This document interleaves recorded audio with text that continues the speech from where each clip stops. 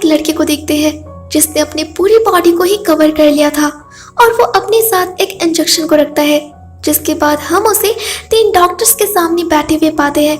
हमें पता चलता है कि इसका नाम किम मिन क्यू है और ये तीसरी बार है जब इसे अरेस्ट करके यहाँ पर लाया गया है। ये डॉक्टर्स उससे पूछते हैं कि आखिर वो मिलिट्री में जाना क्यों नहीं चाहता।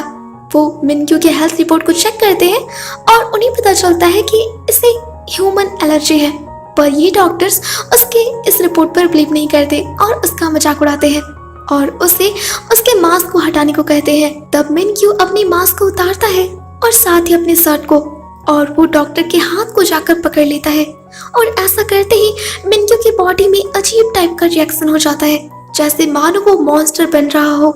ये देखकर डॉक्टर काफी डर जाते हैं और वो उसे दूर रहने को कहते हैं। तब मिन क्यू ने बताता है कि ये सच है कि उसे ह्यूमन एलर्जी है और वो किसी भी ह्यूमन को टच करेगा तो उसका यही हाल होगा और ज्यादा देर करने से उसकी मौत भी हो सकती है, और यही कारण है कि वो मिलिट्री में जाना नहीं चाहता। जिसके बाद मिन क्यू अपनी बॉडी में वही इंजेक्शन लगाता है जिसे वो लेकर आया था, जिससे वो धीरे धीरे ठीक हो जाता है। जिसके बाद मिन क्यू अपने घर आता है और हम देखते हैं कि मिन क्यू का घर बहुत ही आलीशान था, पर वहाँ लोग बहुत ही कम थे, सिर्फ वहाँ उसका बटलर था। मिन क्यू घर के अंदर आता है और वो अपने क्लीनर मशीन का फर्स्ट बर्थडे सेलिब्रेट करता है और उसे गिफ्ट देता है एक बैटरी, ताकि वो हमेशा उसके साथ रहे। हम देखते हैं कि उसके इस एलर्जी के कारण वो अपने इस लाइफ में काफी ज्यादा अकेला है। वो अब पूरा समय घर पे ही रहता है। वो टाइम को पास करने के लिए कार्ड से बना कैसल बनाता है, तो कभी गेम खेलता है तो कभी स्विमिंग पूल में तैरता है। ऐसे ही उसकी लाइफ चल रही है।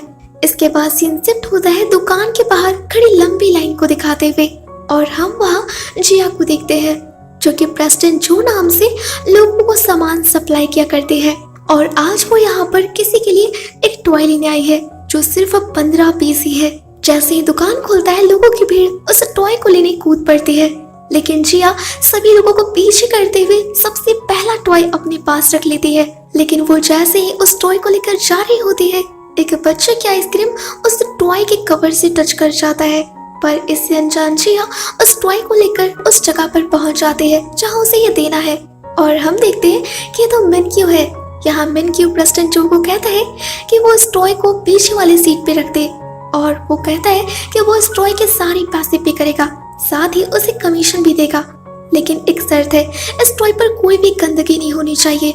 पर जब मिन क्यू उस टॉय को अच्छे से चेक करता है तो उसे वो आइसक्रीम का दाग दिख जाता है, जिसे देख वो प्रेसिडेंट जो पर काफी गुस्सा करता है और कहता है कि वो इसके लिए उसे कोई पैसे देने वाला नहीं है।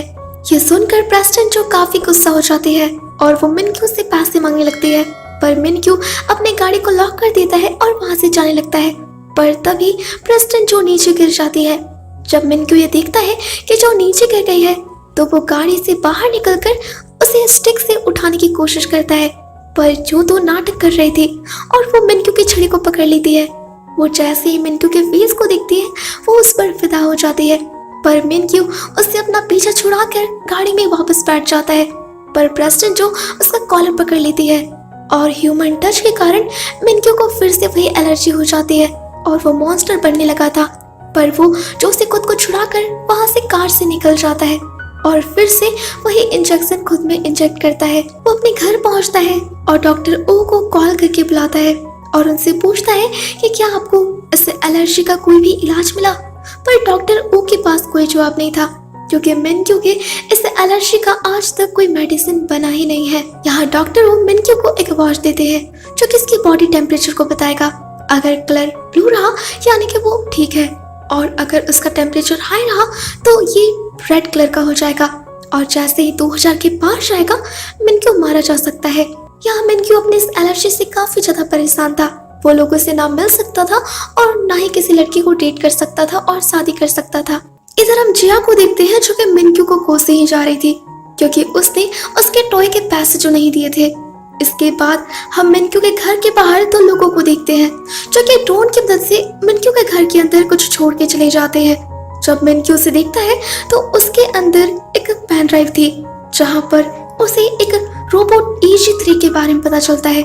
डॉक्टर होंग वाइट ने इस रोबोट को बनाया है जो कि उसी की कंपनी टियान से बिल्डिंग यानी कि सांता मारिया रिसर्च टीम के अंतर्गत आता है। यानी कि इस रोबोट एजेंसी का ओनर मिनक्यू है।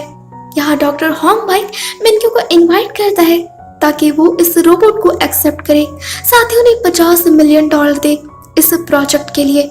इसके बाद मिनक्यू सीधा सांता मारिया रिसर्च सेंटर पहुंच जाता है।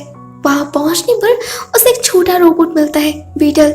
जब वो बीटल का पीछा करता है तो वो मेन जगह पर पहुंच जाता है जहां उसके सामने एक लड़की थी जो कि असल में रोबोट थी। पर मिनक्यू को इस बात पर यकीन ही नहीं होता। वो बिल्कुल डरा हुआ था, वो उसे टच नहीं कर रहा था क्योंकि उसे ह्यूमन एलर्जी थी। यहाँ AG3 मिनक्यू से काफी अच्छे से बातें करती है जैसे कि वो इंसान हो।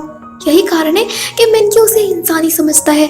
पर यहाँ AG3 अपने कपड़े उतार कर दिखाती है कि वो कोई इंसान नहीं बल्कि एक रोबोट है और वो अपने फीचर्स मिनक्यू को बताती है। ये देखकर मिनक्यू काफी खुश हो जाता है, जिसके बाद वो AG3 के फिंगर को टच करता है और उसे पक्का यकीन हो जाता है कि ये एक रोबोट ही है।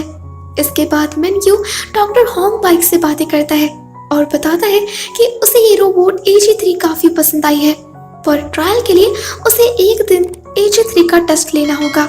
इसके लिए डॉक्टर होंगबाइक भी मान जाते हैं। इसके बाद हमें जिया को दिखाया जाता है और हम यहाँ समझ जाते हैं कि AG3 और जिया का फेस बिल्कुल सिमिलर है। यहाँ पर जिया एक टेक्नीशियन की हेल्प से अपने इन्वेंशन जो कि हार्ट से बॉल होता है उसे वहाँ बनवा रही होती है, क्योंकि उसका ये प्रोजेक्ट फाइनल राउंड में गया है और अगर वो इसे जीत जाते हैं तो उसे 1 लाख का इनाम मिलेगा। इधर जब मिनक्यू डॉक्टर होंगबाइक से मिलकर वापस घर जा रहा था तभी उसे पता चलता है कि उसकी कंपनी KM फाइनेंस में एक मीटिंग चल रही है जहां सांता मारिया रिसर्च टीम को एक कंपनी बोल्ट को बेचा जाने वाला है। ये बात जानकर मिनक्यू अपने सेक्रेटरी को कॉल करके इन्फॉर्म करता है कि वो कंपनी में आ रहा है। ये बात जानकर उस कंपनी के सिक्योरिटी में अलर्ट हो जाता है और सभी लोगों को छिपने कह दिया जाता है। जब मिनक्यू कंपनी के अंदर आता है तो वहां पर कोई भी इंसान नहीं था। मिनक्यू सीधा उस जगह पहुंचता है जहां पर ये मीटिंग चल रही थी। वहां हम कंपनी के CEO को देखते हैं जो कि सांता मारिया टीम को बेचने वाला था, पर तभी मिनक्यू उसे ऐसा करने से रोक देता है और यहीं पर ये मीटिंग खत्म हो जाती है। मीटिंग के बाद हमें पता चलता है कि मिनक्यू और CEO यून के रिश्ते कुछ अच्छे नहीं है, वो दोनों जैसे दुश्मन हो। इधर हम सांता मारिया टीम को देखते हैं जो खाना खा रहे होते हैं, जिसमें डॉक्टर होंगबाइक, उनके असिस्टेंट चन, सैनिप और डोंगवन थे और यहाँ AG3 उन्हें सर्व कर रही थी। यही डॉक्टर होंगबाइक डिसाइड करते हैं कि उन्हें AG3 के पार्ट्स को चेंज कर देना चाहिए ताकि जब मिनक्यू उसका टेस्ट ले तो AG3 बिल्कुल अच्छे से परफॉर्म करे। जिसके बाद वो ऐसा ही करते हैं, वो AG3 के पार्ट्स को नए पार्ट्स से रिप्लेस कर रहे होते हैं। पर तभी वहाँ सैनिप की एक छोटी सी गलती के कारण उसका ड्रिंक AG3 के इंटरनल पार्ट में चला जाता है, जिससे उसकी बॉडी में शॉर्ट सर्किट होने लगती है और AG3 में एरर आ जाता है और जो पार्ट्स खराब हुए थे उन्हें वो पार्ट्स मिल भी नहीं रहे थे और कल ही उन्हें AG3 को मिनक्यू को देना था टेस्ट के लिए, जिससे ये सारे काफी परेशान हो जाते हैं। इधर हम जिया को देखते हैं जो कि अपने घर पहुंचते हैं। वहां पर उसके भैया, भाभी और उनकी बेटी थी, लेकिन यहाँ पर जिया ने अपने इस हार्ट बॉल सेफ के इन्वेंशन के लिए अपने भाभी से 10,000 रुपए लिए थे और जैसे ये बात उसके भैया को पता चलती है तो वो जिया को इसके लिए काफी डांटते हैं और वो उससे 10,000 रुपए मांग रहे थे। वो जिया को काफी समझाते हैं कि उसे ऐसे उल्टे पुल्टे इन्वेंशन करने के बजाय एक अच्छी सी नौकरी करनी चाहिए ताकि उसका फ्यूचर सेफ हो, पर जिया ऐसा नहीं चाहती थी। वो इन्वेंशन करना चाहती थी और अपना बिजनेस स्टार्ट करना चाहती थी। जिसके बाद जिया घर से बाहर निकलकर एक शॉप में बैठकर ड्रिंक करने लगती है। तभी उसके पास डॉक्टर होंगबाइक का कॉल आता है, पर जिया उसे पहचानती ही नहीं। पर जब डॉक्टर होंग उसे 10,000 रुपए देने की बात कहते हैं तो जिया उन्हें अपना एड्रेस बता देती है, जिसके बाद होंगबाइक जिया से आकर मिलते हैं। यहाँ हमें पता चलता है कि होंगबाइक और जिया कभी रिलेशन में थे, पर अब उनका ब्रेकअप हो चुका है और इसलिए डॉक्टर होंग ने AG3 को जिया का फीस दिया है। यहाँ डॉक्टर होंग जिया को 10,000 रुपए देते हैं, लेकिन इसके बदले जिया को उनका 1 दिन का काम करना होगा। वो जिया को अपने साथ सैंटा मारिया रिसर्च सेंटर ले जाते हैं। जब सैनिप जिया को देखता है तो उसे तो यकीन ही नहीं होता कि ये जिया है या फिर AG3। यहाँ जिया जब AG3 को देखती है तो वो बिल्कुल हैरान हो जाती। यहाँ जिया को बिल्कुल यकीन नहीं होता कि डॉक्टर हॉन्ग ने ब्रेकअप होने के बाद भी एक रोबोट को उसका फेस दे दिया है। डॉक्टर हॉन्ग जिया को समझाते हैं कि उसे बस एक दिन के लिए AG3 बनने का नाटक करना होगा, पर जिया गुस्सा होकर वहां से चली जाती है। वो सीधा अपने दोस्त सोनी ये के पास जाती है और उसे सारी बात बताती है। वो डिसाइड कर लेती है कि वो AG3 बिल्कुल नहीं बनने वाली। पर जब वो रात में घर पहुंचती है और देखती है कि उसके भैया भाभी उस 10,000 के कारण झगड़ा कर रहे हैं जो कि उसने लिए थे, तो उसे काफी बुरा लगता है और वो उस 10,000 को पाने के लिए सैंटा मारिया टीम के पास वापस जाती है। यहाँ पर सैनिप और बाकी लोग जिया को सिखाते हैं कि एक रोबोट कैसे चलता है और उसका बिहेवियर कैसा होता है। साथ ही वो जिया के लिए एक सूट तैयार करते हैं और वो बिल्कुल उसे AG3 की तरह तैयार कर देते हैं। यहाँ जिया और AG3 बिल्कुल सिमिलर लग रहे थे। साथ ही वो उसकी आंखों में एक डिजिटल आई लेंस लगाते हैं जिससे AG3 जिया से और जिया AG3 से कनेक्टेड हो जाती है। यानी जो कुछ भी AG3 रोबोट देखेगी वही जिया भी देख सकती है। वहीं इधर हमें मिनक्यू के घर में दिखाया जाता है जहाँ मिनक्यू नोटिस करता है कि उसके गले का नेकलेस गायब है। वो उसे गाड़ी में ढूंढता है लेकिन उसे कहीं नहीं मिलता। जब वो काफी याद करता है तब उसे याद आता है कि जब वो प्रेसिडेंट जो से मिला था तब कॉलर पकड़ने के समय ही प्रेसिडेंट जो ने ही उसके गले से वो नेकलेस निकाल लिया होगा। वहीं इधर सैनिप और डॉग वॉन रोबोट AG3 की जगह जिया को पैक करके उसे मिनक्यू के घर ले जा रहे होते हैं। तभी रास्ते में ही जिया को मिनक्यू का कॉल आता है जहाँ मिनक्यू उससे उस नेकलेस के बारे में पूछता है, पर जिया इसे साफ इनकार कर देती है और वो फोन को डिस्कनेक्ट कर देती है। यहाँ सैनिप और डॉगवॉन जिया को उस बॉक्स में मिनक्यू के घर ले आते हैं और उस बॉक्स को खोलकर मिनक्यू को दिखाते हैं, जिसके बाद वो दोनों वहां से चले जाते हैं। जिसके बाद मिनक्यू रोबोट AG3 के पास आता है, लेकिन वो रोबोट AG3 नहीं बल्कि जिया थी।